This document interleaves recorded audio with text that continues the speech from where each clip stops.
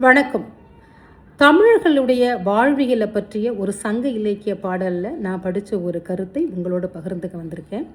அதாவது தமிழன் நிலத்தை ஐவகையாக பிரித்தான். குறிஞ்சி, முல்லை, மருதம், நெய்தல், பாலை என்று பிரித்தான்.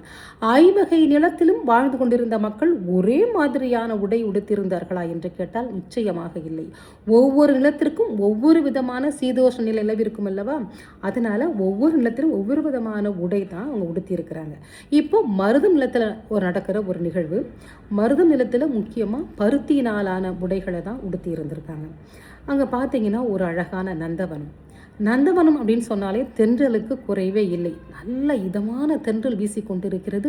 அழகான நந்தவனம். நிறைய மலர்கள் மலர்ந்திருக்கின்றன. பலவிதமான வண்ணங்களிலுடைய மலர்கள் மலர்ந்திருக்கின்றன. நல்ல வாசனை வீசி கொண்டிருக்கிறது. வண்டுகளின் ரீங்காரம் கேட்டுக்கொண்டிருக்கிறது. பறவைகளின் ஒளிச்சத்தம் கேட்டுக்கொண்டிருக்கிறது. இந்த மாதிரி இருக்கக்கூடிய ஒரு நந்தவனத்தில் பெண்கள் கூட்டம். அங்கே ஒரு மரத்தின் அடியில் அவர்கள் பேசிக்கொண்டு உரையாடி கொண்டு சிரித்து கொண்டு மகிழ்வோடு விளையாடி கொண்டிருக்கிறார்கள். அப்படி இருக்கும்போது பார்த்திங்கன்னா அந்த மரத்தின் அருகாமையில் ஒரு ஊஞ்சல் கட்டியிருக்கிறது. அந்த ஊஞ்சலுடைய கயிறு எதில் தயாரிக்கப்பட்டிருக்கிறது என்று சொன்னால் பனை மரத்தை பதப்படுத்தி அதிலிருந்து நார் எடுத்து அதை கயிறாக திரித்து அதில் கொண்டு தான் அந்த ஊஞ்சல் கயிறு கட்டப்பட்டிருந்தது என்று சொல்கிறார்கள். சரி, அங்கே விளையாடி கொண்டிருந்த பேசி கொண்டிருந்த பெண்களில் ஒரு பெண் உடை ரொம்ப அழகாக நேர்த்தியாக இருந்திருக்கு.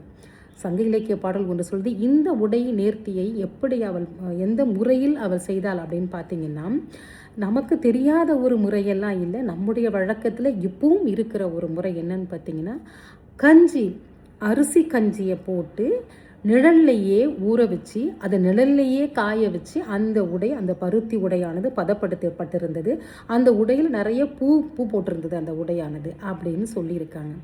இதில் ஒன்றும் ஆச்சரியப்படுறதுக்கு பெருசாக இல்லை. நாமளும் இப்போ பயன்படுத்துகிறோம் அப்படின்னு சொன்னாலும் கூட இதனுடைய உரிமம் பார்த்திங்கன்னா ஐரோப்பிய நாடுகளில் தான் மட்டும்தான் இந்த மாதிரி உடைக்கு கஞ்சி போட்டு பதப்படுத்துகிற அந்த முறை அவர்கள் கண்டுபிடித்ததாக ஐரோப்பிய ஒரு நாட்டில் தான் அந்த உரிமம் இருக்குன்னு சொல்கிறாங்க.